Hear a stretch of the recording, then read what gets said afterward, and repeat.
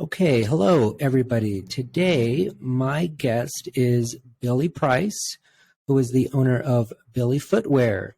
How are you doing today, Billy? Oh, I'm doing great, Travis. Thanks for having me Well, on. thank you so much for being on. And so, why don't we just start off a little bit about your story, and then we can talk about how Billy Footwear came to be. Yeah, sure, no problem. Boy, my story. Boy, how deep do I go? Here we go. I'm a native of Seattle. I grew up in this area, and I'm still living in this area. And really, growing up, I was very active in the outdoors and played a lot of sports and a lot of hiking and climbing. And I was pretty good at school. But when I was 18 years old, I suffered a spinal cord injury. I fell out of a 3-story window and just kind of head first fall and broke my neck and my back, and really my world changed. So really since 1996, October 1996, which is crazy. I guess we're coming up on 25 years here.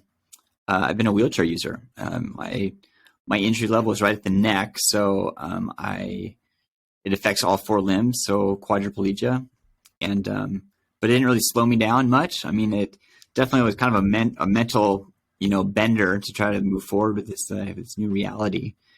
But anyway, ended up getting a job, and then later I kind of broke away from the day-to-day 9-to-5 government job, and started my own company with a longtime friend, and which ended up being shoes, which later became Billy Footwear, and that's really what I do now.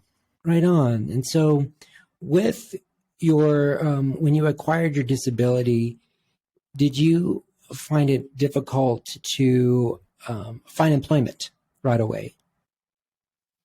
Yeah, so when I first broke my neck, I was a freshman in college. So the idea of finding employment wasn't really on my radar quite yet.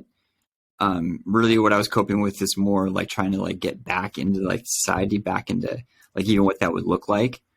And I mean, I broke my neck within the first 2 weeks of my freshman year in school, so I was already kind of going in this new world, and so as I say, employment wasn't really on my radar. Mm-hmm. But after I graduated, and then it became time to go get a job, that was a little tough. When I was in school, I interned. I had 2 opportunities, or I had an opportunity for 2 summers in a row to intern at Boeing. And that was great. It was awesome. It was really just kind of get that kind of flavor, what it would look like, or what it would feel like, and what it would taste like, and what would be required each morning to get up in the morning to go to work. And oh man, that takes me down a tangent, thinking about that stuff, going oh my gosh, people do this for 40 years, waking up every morning. But anyways, after I graduated, I actually went back to Boeing asking or applying for a job. And that was right around 2002, 2001. And there just wasn't anything available. Boeing wasn't hiring. The economy wasn't so good. So I felt really stuck and really just confused, not really knowing what could come to be, where I could go. But it was actually, I went to a disability job fair. It was a disability job fair at the Seattle Center, downtown Seattle. And I just went in there asking, dressed for success, and laid down my resume and met some good people. And I was fortunate enough to have some doors open for me. That's great. I had a conversation with a friend of mine last week, and we were talking about some disability related topics. He doesn't have a disability, but we were kind of brainstorming ideas just for myself and kind of what I would like to do in the future. And one of the things he was pondering in his head is he was asking me, since I don't have an acquired disability, I was born with my disability. He wanted to know, where did I go? Who did I look up to learn how to be disabled? How did I learn how to live with cerebral palsy? When you acquired your disability, how did you learn how to live with your new body, your new reality? Did you look to anybody? Was there anybody that you seeked guidance to? Boy, great question. Great question. And I would definitely say that evolved as time went by. Initially, when I was first injured, I was that guy that was in complete denial. that this was happening. And I was gonna be that guy walking out of the hospital. And that just didn't happen. So anyone that came in that was in a wheelchair, I didn't really make the connection in my head, and didn't really want to say like, oh my gosh, like, well, I see you're in a wheelchair. You've been in a wheelchair for 5 years, 10 years, 25 years, whatever it may be. That's not me. I'm not going to be that guy. And obviously it didn't work out that way. So after I got discharged from the hospital, I guess my brain was more focusing on like my previous life before being in a wheelchair, before having a disability, and doing everything I could to try to like, regain that sense of normalcy.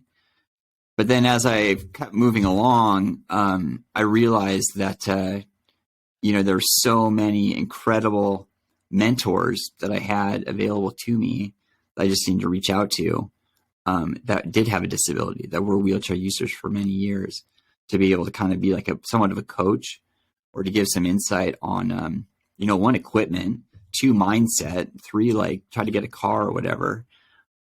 Just like some of these war stories about how they would engage with their friends and family and just get around, but also to get back in the workforce.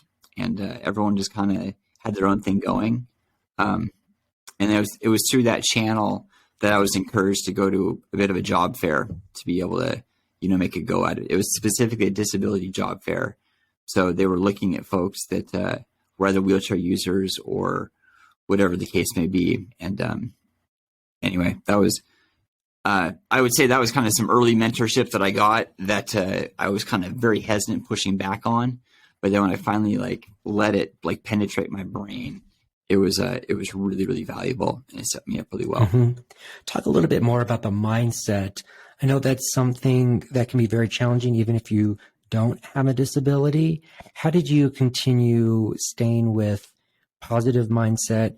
What certain things helped you with making sure you didn't get down in the dumps for an extended period of time? Yeah, that's a tough one. I think with the mindset, I would say one of the things that saved me early on is I hit rock bottom. I hit rock bottom quick.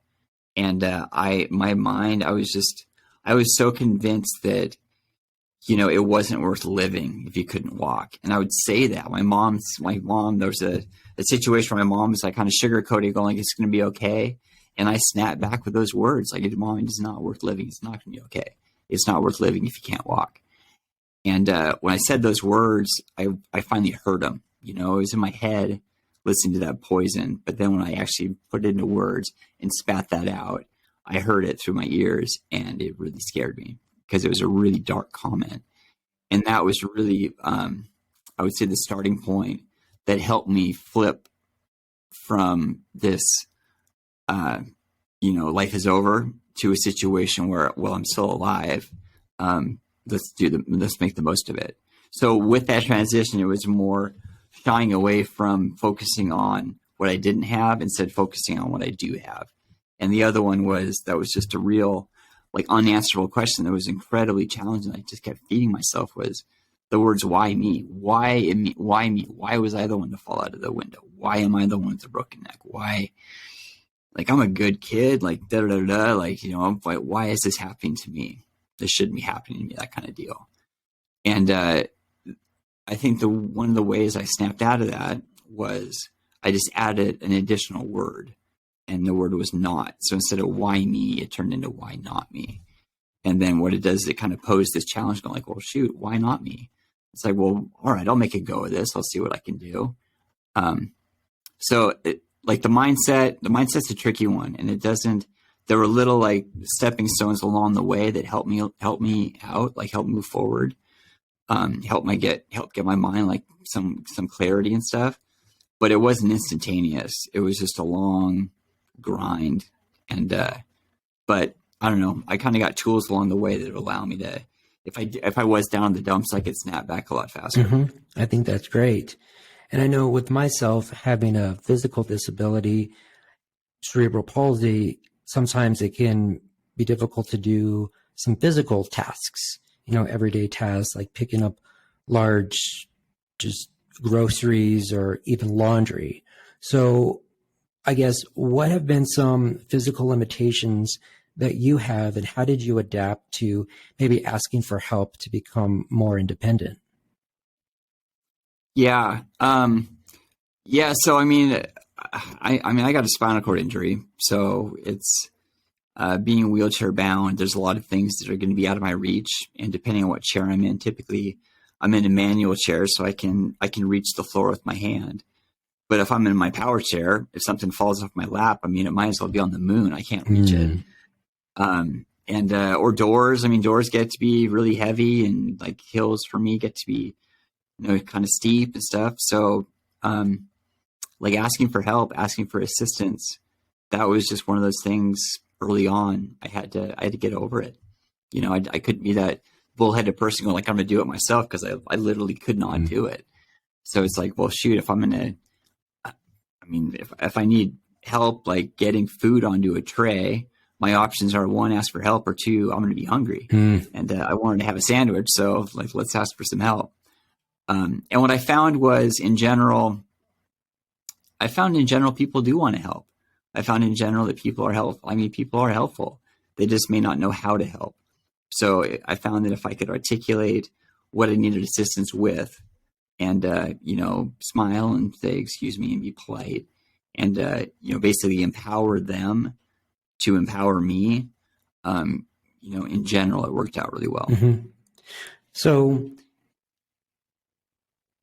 you get your spinal cord injury, years go by, then you accept that you have the disability, you work for a while, then you meet a friend, and then you come up with this idea for a footwear company. Is that how it went? Pretty close. Yeah, pretty close. So that friend, his name's Darin Donaldson. And actually, so we got reacquainted later in life. We actually grew up about a quarter mile from each other.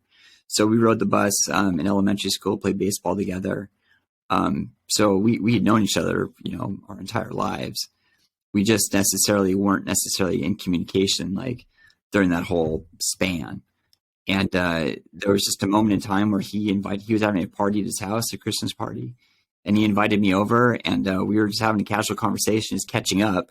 And within that conversation, he was sharing with me that he was working on a shoe project. He just challenged himself to do something completely different, completely new, something he had no idea about. But he challenged himself to go out and learn how to do something. And he did it. And when he was telling me about this, I shared with him that, along my whole wheelchair journey, I figured out a lot of things. I figured out how to drive, how to get dressed, how to get in and out of bed with maybe with the ceiling lift or something like that. Take back the ski slopes and all these little things. But the one thing that I didn't have sorted out was shoes. And the idea I threw at him was, what? I bet if we have a shoe with a zipper that goes around the outside, around the toe, where the whole upper can fold over, create that, as you can see the footbed, I'd be able to drop my foot in unobstructed, and then with my quad paw kind of loop like the zipper and be able to zip that thing up. And that was the idea I threw at him. And he happened to have the contacts to be able to make a prototype, which he did. And when I put those on, it was the first time I'd put my shoes on in 18 years. So I broke my neck at 18. I put my shoes on again at 36. So it was half a lifetime later, I was regaining that independence. And it was just a real special day, real special moment. And then the next chapter was basically, how do we share this? And how do we get it out there? And let's turn it into a business. So that was the starting point of Billy Footwear. And how did you come up with the name for the company? I mean, it seems like natural, right? I'm looking at your logo behind you, and it's like, oh yeah, Billy, yeah. So how long did it take you? What were you thinking? Right. Well, so I'm not one to put myself on a pedestal, so I wasn't the one to raise my hand. Like, well, obviously it'll be called Billy Footwear. It was Darin. It was Darin that came up with that, and what he was saying was, the foundation of the company, the formation of the company, the idea of the original design, it was so rooted in my story of breaking my neck, and just the attitude of the company being able to add value and just trying to make a difference in the world and trying to just move forward the best you can. All those branding elements that we carry in our mission statement, it's all rooted in that really rehabilitation that I was experiencing when I right after I broke my neck. So with that, Darin's like, obviously we got to call it Billy Footwear. And I said, okay, that sounds good. And so was it a natural progression for, because I'm going to upload this on YouTube. So for just the audio listeners, was it a natural progression to add the goat next to your name? Yeah.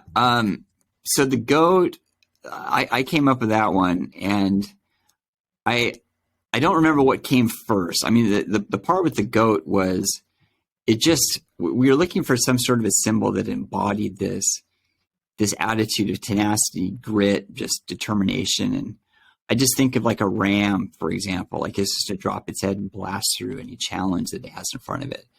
Or like those goats in the Alps that can just like, darn near defy gravity.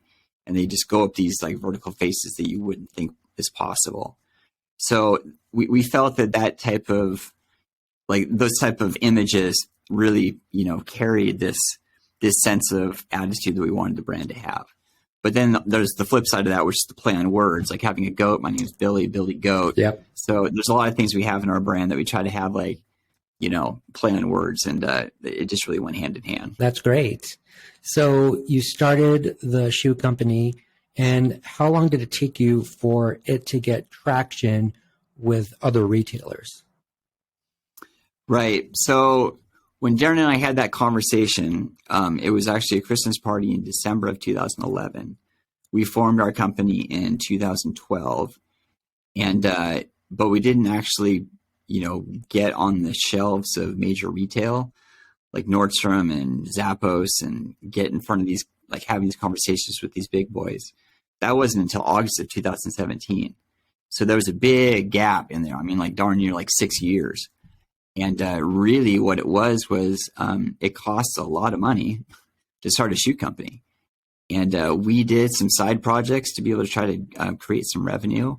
And it was actually making an adaptive ski glove that I could actually hold on to my outriggers when I go down the hill. I mean, we did a Kickstarter campaign on this adaptive ski glove, and it was very successful.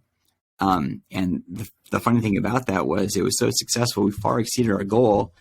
We landed on a reality television show. There was a recruiter going like, oh my gosh, like you did this project and your goal was 7,000, you made 30,000. I mean, that was incredible. Like, well, tell me about that story. And do you have anything else you're working on? And we shared with them, we had the shoe project, and it basically turned into this tell us more. And we presented to these angel investors, and they were kind of, it was reality television, so you got to take it with a grain of salt. But what it really ended up being was the catalyst to kick us in the butt to really move forward with the shoes. And that was right around 2015. And that's when we really got serious about making these shoes. And that still took a couple of years. But as soon as we get the shelves of Zappos and Nordstrom, that's when people started recognizing the brand, learning about the brand, and then the growth just went crazy. So where can somebody buy the shoes? Are they also available online or just in brick and mortar stores? Yeah, so it's always fun to answer that question because every time I get to answer it, the list gets longer and longer and longer. Yeah. So there's lots of stores. We don't have our own store. We have our own e-commerce store, which is billyfootwear.com. And on that store, there is a tab that says store locations or store locator. But if you click on that thing, you'll find that there are dots scattered across the entire planet. So there's lots of retail partners domestic here in the United States. We also have quite a few up in Canada. We've got some in Mexico, throughout Europe, Australia, New Zealand, South America. And the list just keeps getting bigger and bigger and bigger. So a lot of those retail partners, they could be small little mom and pop shops, or they could be much larger, big box stores like Target. We landed in Target like earlier this year, which is pretty wild. So there's lots of places you can buy the shoes, but it's not the entire line. I mean, we have kids shoes, toddler shoes, men's shoes, women's shoes. It really depends on what store you're going to carry like a specific silhouette. Mm-hmm. What's been the biggest surprise since you started this company? Oh boy, biggest surprise. It seems like every single day we have a surprise. I mean, it's the life of an entrepreneur is like just a roller coaster, my friend. Yeah. I didn't grow up in an entrepreneurial family, and now being an entrepreneur, it's like, wow. One, I'm addicted, but two, it's like, holy cow, it's just, it's quite the ride. Mm-hmm. So I would say like surprises, just, there's just crazy things that pop up. Mm-hmm. I mean, like, for example, like, you know, like this whole pandemic with like COVID and stuff, that really made it challenging as a business owner to be able to, you know, navigate, like being able to continue to have shipments go out the door, Mm-hmm. but also just manufacturing. Yeah. I mean, that was like shutting down factories, and then it like fouled up the entire supply chain, which we're still like, the planet's still trying to recover from. So it's those type of surprises that you just got to navigate through. But in terms of like the success of the brand, like how far it's stretched, I mean, I guess that is a bit of surprise. I mean, we had no idea we would grow to where we are right now. I mean, there was a gal that she made a Facebook post one day about a very positive experience she had going into a Nordstrom store for her daughter. And this was in September 2018. And like 3 days later, this Facebook post was shared 280,000 times. And then like, you know, now lifetime, it's 560,000. That's kind of stuff is like really surprising. But at the same time, it's like, you know, if you just keep like moving forward and keep like trying to do like add value and try to do the best you can, it's just wild, like all this stuff that's happening. So I don't really get surprised anymore, because at this point, it's like anything can happen. Mm-hmm. It gets both ways. So I don't know if I honestly answered that question, but Yeah. there's definitely some big things in the works. Yeah, definitely. So lastly, what would you say to an individual who maybe just acquired a disability, whether it's spinal cord related or something similar? Like, you know, think back to when you had your spinal cord injury and, you know, you weren't taking advice or hearing from another person, like you mentioned, coming into the hospital. If someone's listening right now, what type of advice would you give them? Right. You know, I still do peer mentoring every once in a while, and that comes up. That definitely comes up. And I guess what I say is I really try to highlight how precious life is. I mean, it never ceases to amaze me how strong the human body is, but also how fragile it is. And really, you know, life is such a blessing. And there's going to be hard days and there's going to be some better days.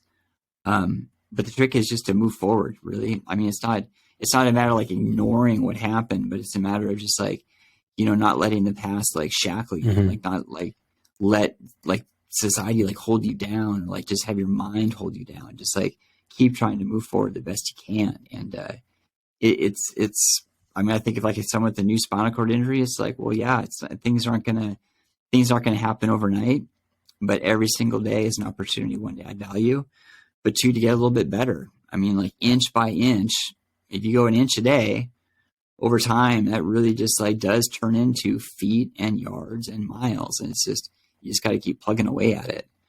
I mean, I'll go in and like talk to these guys and they would say like, well, man, look what you're doing. It's just like, well, I've been doing this for 25 years. I mean, it's just like, it didn't happen overnight. You just got to, you know, I remember the first day being in the hospital, like it would be, my goal was to be able to go 2 feet in a wheelchair. I mean, 2 feet. I mean, that took every ounce of strength I had to go 2 feet. So just take it slow. Understand that life is a blessing. Understand there's gonna be highs and lows, but just keep trying to move forward the best you can, and really try to create some sort of like surround yourself with like a positive environment that's gonna allow you to grow, like to help build you up. I mean, I was in a dark place, and it was really like the structure around me, like the people around me. They didn't fix me, but what they did was they created an environment that allowed me to change my mindset. Yeah. So that's kind of the coaching part, I guess. Yeah, that's great. Well, thank you so much, Billy, for being on the podcast. One more time, where can people find you, whether on your website, social media? You also said that you have a podcast as well, so you just want to plug this one more time? Yeah. Well, thanks, Travis. I mean, yeah, so billyfootwear.com, that's the best place to find us. On social, we keep it simple. It's at Billy Footwear. And yeah, I do have video casts that I send out every Wednesday. It broadcasts both live on Facebook and YouTube. It's called Open Book, and you can also learn all about that through billyfootwear.com. Perfect. Well, I'll make sure to put all that in the show notes and make sure more people know about Billy Footwear. I appreciate it, Travis. Thank you. Thank you.